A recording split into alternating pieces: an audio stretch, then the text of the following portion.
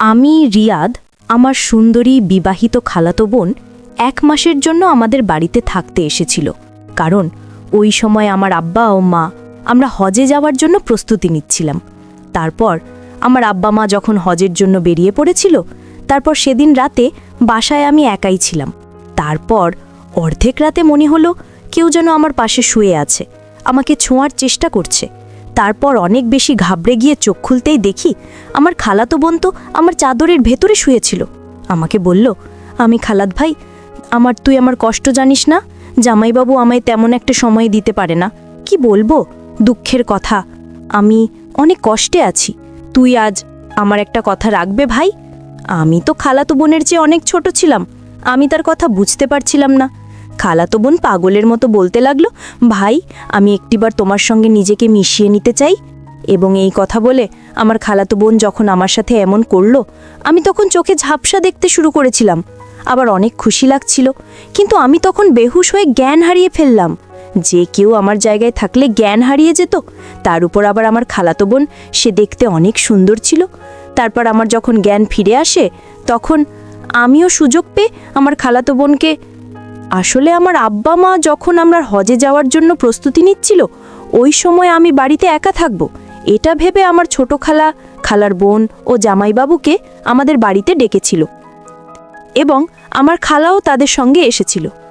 আসলে ওই সময় কিন্তু আমার জামাইবাবু বলেছিল আমার খালাতো বোন স্বপ্নাকে নাকি এখানকার সবচেয়ে বড় ডাক্তারের কাছে চিকিৎসা করানোর জন্য অ্যাপয়েন্টমেন্ট নিয়েছে, তাই সে এই বাহানায় আমার বাসায় থেকে চিকিৎসা করাবে এবং আমার খাওয়া দাওয়ারও খেয়াল রাখবে।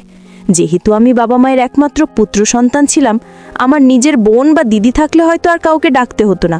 তাও এমন নয় যে আমি কিছু রান্নাবান্না বা কোনো কাজ করতে জানতাম না, আমি মোটামুটি রান্নাবান্না করতে জানতাম।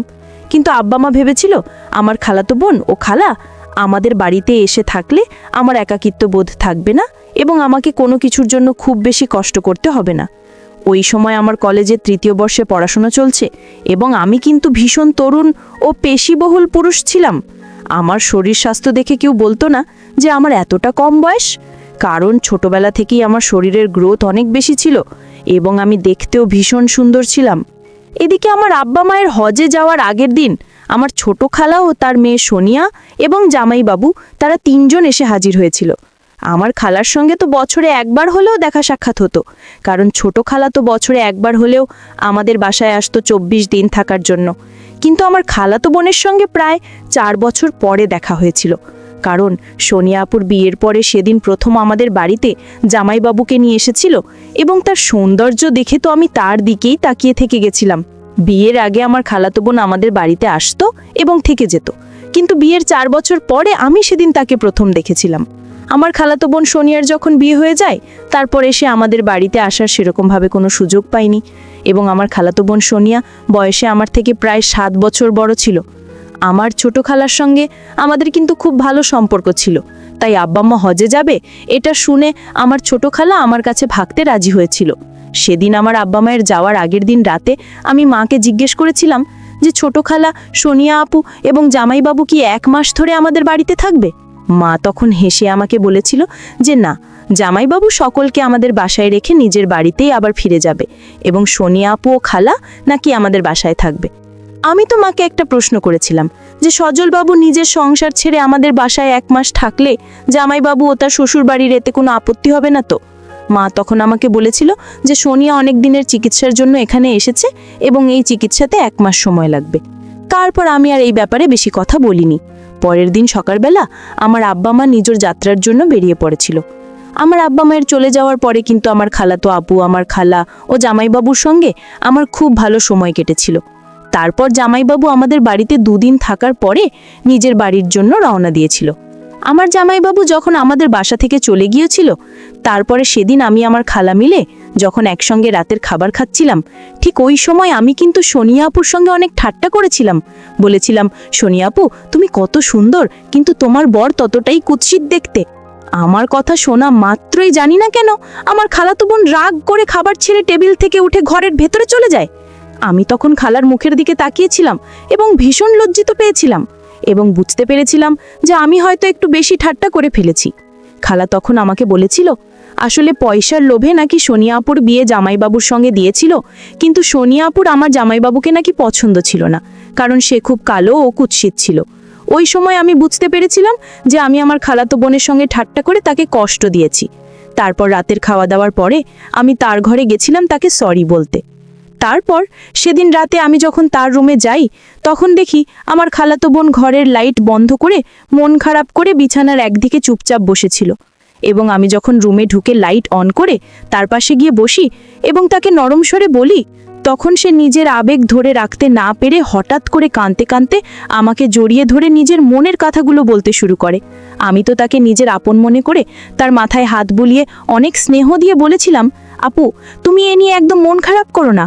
মানুষের চেহারাটাই সবকিছু নয়, চেহারার সৌন্দর্যের থেকে মনের সৌন্দর্য কিন্তু অনেক বেশি মূল্যবান ও কার্যকরী। পরের দিন সকালবেলা হঠাৎ করে আমার খালু ফোন আসে এবং আমার খালুর সঙ্গে আমার খালা যখন ফোনে কথা বলে, তারপরে সে অনেক বেশি কাঁদতে শুরু করে এবং নিজের জামা কাপড় গোছাতে শুরু করে। তারপর খালাকে জিজ্ঞেস করতে জানতে পারি যে খালু নাকি সিঁড়ি থেকে পড়ে গিয়ে অনেক বেশি আঘাত পেয়েছে এবং তাকে হাসপাতালে ভর্তি করতে হয়েছে। এই কথা শুনে আমার খালা সেদিন বাধ্য হয়ে নিজের বাসায় রওনা দিয়েছিল। না হলে তো আমাদের মাঝেই একটাই কথা হয়েছিল যে যতদিন আমার বাবা মা বাসায় ফিরে না আসছে ততদিন ছোট খালা আমার সঙ্গেই থাকবে। কিন্তু সেদিন বাধ্য হয়ে খালাকে বাড়ি ফিরে যেতে হয়েছিল এবং আমার খালাতো বোন সোনিয়া আপু নিজের চিকিৎসার জন্য আমাদের বাড়িতেই ছিল। আমার খালার চলে যাবার পরে আমিও আমার খালাতো বোন আমাদের বাসায় একাই ছিলাম। এদিকে আমার বাবা মায়ের সঙ্গে কিন্তু ফোনে আমার প্রত্যেকদিন একবার করে হলেও কথা হতো। কিন্তু যখন থেকে আমার খালা বাড়ি চলে গিয়েছিল, তারপর থেকে কিন্তু আমার আপুর আচরণ একেবারে পাল্টে যায়। সে প্রত্যেকদিন নতুন নতুন জামা কাপড় পরে আমাকে জিজ্ঞেস করত যে তাকে দেখতে কেমন লাগে। এমনকি সে যখন তখন আমাকে অনেক কাছে পেতে চাইতো এবং আমি তাকে আপন মনে করে কিছু বলতে পারতাম না। আমি যখন কলেজ থেকে বাড়ি ফিরে আসতাম, তখন সে আমার পছন্দের খাবারগুলো তৈরি করে আমাকে অনেক যত্ন সহকারে খেতে দিত। আমি কিন্তু তখনও তার মতিগতি বুঝতে পারিনি। তারপর সেদিন রাত্রেবেলা যখন অনেক বৃষ্টি হচ্ছিল ও বিদ্যুৎ চলে গিয়েছিল, ওই সময় আমি নিজের ঘরের লাইটটা বন্ধ করে বিছানায় শুয়ে কানে হেডফোন দিয়ে গান শুনছিলাম। কিছুক্ষণ পরে মনে হলো কেউ যেন আমাকে স্পর্শ করার চেষ্টা করছে। তারপর আমি যখন তাড়াতাড়ি কান থেকে হেডফোন খুলে দিয়ে মোবাইলে লাইটটা অন করতেই দেখি আমার খালাতো বোন তো কেঁদে কেঁদে অস্থির হয়ে পড়েছে। আমি তখন তাড়াতাড়ি ঘরের লাইটটা অন করে আপুর চোখের জল মুছে জিজ্ঞেস করলাম, আপু, তুমি এভাবে কাঁদছো কেন? সে তখন আমার পাশে এসে আমাকে বলল, রিয়াদ, আমি একা ওই ঘরে ঘুমাতে পারছি না, আমার ভীষণ ভয় লাগছে।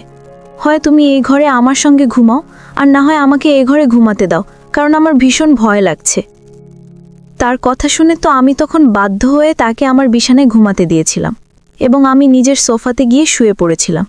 প্রথমে তো আমি এসব কিছুই বুঝতে পারিনি, কিন্তু ধীরে ধীরে বুঝতে পেরেছিলাম যে আমার খালাতো বোনের দৃষ্টি আমার দিকে অনেক বেশি সংকীর্ণ হয়ে যাচ্ছিল। এদিকে সে তো দিন দিন আমার সঙ্গে এমন ব্যবহার করতে শুরু করেছিল যে মনে হচ্ছিল যেন আমি তার নতুন বর। এমনকি সে সাজগোজ করে আমার সামনে আসতো যাতে আমি তাকে কিছু বলি। আমাকে জিজ্ঞেস করত যে তাকে ওরকম ছোট ড্রেসে কেমন দেখাচ্ছে। সেদিন আমি না পেরে আমার খালাতো বোনকে বলেছিলাম যে আমার সামনে এসব ড্রেস পরার কি আছে। আমার খালাতো বোন তখন বলেছিল যেহেতু অনেক বেশি গরম পড়েছে, তাই নাকি সে গরম থেকে বাঁচার জন্য এই ধরনের হালকা জামা পরছে। এদিকে প্রত্যেকদিন রাত হতেই সে কোনো না কোনো বাহানা নিয়ে আমার বিছানায় ঘুমোতে চলে আসতো এবং সে যখনই আমার বিছানায় ঘুমোতো, সেদিন রাতে আমার সারা রাত ঘুম হতো না। তখন আমার কিন্তু সারা রাত এদিক ওদিক করে কাটত এবং এতদিনে আমি তো এটা বুঝতে পেরেছিলাম যে আমার খালাতো বোন আমার কাছে আসার চেষ্টা করছিল, কিন্তু সে কেন আমার সঙ্গে এরকম করেছিল আমি সেটা বুঝতে পারিনি। আমার খালাতো বোনের এরকম মতিগতি বুঝতে পেরে আমি কিন্তু নিজেকে তার থেকে গুটিয়ে রাখতে শুরু করেছিলাম। কিন্তু একটা জিনিস লক্ষ্য করেছিলাম, 7-8 দিন হয়ে যাবার পরেও কিন্তু সে একদিনও চিকিৎসার জন্য ডাক্তারের কাছে যায়নি। সেদিন আমি তাকে না পেরে জিজ্ঞেস করেছিলাম যে সে এখনো পর্যন্ত একদিনও ডাক্তারের কাছে কেন যায়নি। সে তখন আমার চোখে চোখ রেখে একটাই উত্তর দিয়েছিল যে তার নাকি ডাক্তারের নয়, তার নাকি ভালোবাসার প্রয়োজন। তারপর আমার খালাতো বোন অনেক চেষ্টা করেছে আমাকে তার সৌন্দর্যের জালে ফাঁসানোর, কিন্তু আমি সবকিছু বুঝতে পেরে নিজেকে তার থেকে গুছিয়ে রেখেছিলাম। কিন্তু সেদিন আমার খালাতো বোন সব সীমা অতিক্রম করে দিয়েছিল।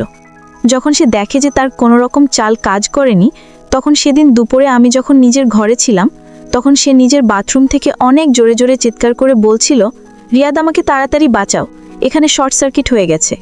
তার চিৎকারের আওয়াজ শুনে আমি যখন ভয় পেয়ে তাড়াতাড়ি ঘরের ভিতরে ঢুকে তার দিকে তাকাই, তখন তার দিকে তাকাতেই আমার চোখ দুটো কপালে উঠে গেল। কারণ সে বাথরুমের ভিতরে এমন অবস্থায় ছিল যে তাকে ওই অবস্থায় আমার দেখা ঠিক হয়নি। তুমি এসব কি করছো? কেন তুমি আমার সঙ্গে এরকম করছো? এরকম অবস্থায় তোমার আমার সামনে আসতে একবারও লজ্জা করে না? আর এখানে তো কোনো শর্ট সার্কিট হয়নি, তাহলে তুমি কেন মিথ্যে কথা বললে? তার মানে তুমি এটাই চাইছিলে যে আমি তোমাকে এই অবস্থায় দেখি, এবং তুমি যেটা চাইছো তোমার মনোকামনা যাতে পূরণ করি। যখন থেকে খালা আমার বাড়ি থেকে গেছে তারপর থেকে তুমি আমার সঙ্গে বাজে ব্যবহার শুরু করেছো।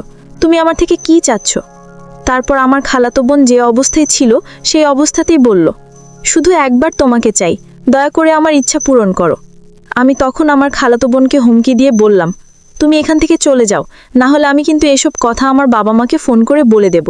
আমি কিন্তু এতদিন চুপ ছিলাম, তার মানে এই নয় যে আমি তোমার এইসব অসভ্যতা দেখে এখনো চুপচাপ থাকব। বন্ধুরা, আজকে এই পর্যন্তই। আবারও আসবো তোমাদের মধ্যে নতুন কোনো ভিডিও নিয়ে। ভিডিওটি যদি তোমাদের ভালো লাগে তাহলে একটি লাইক দাও।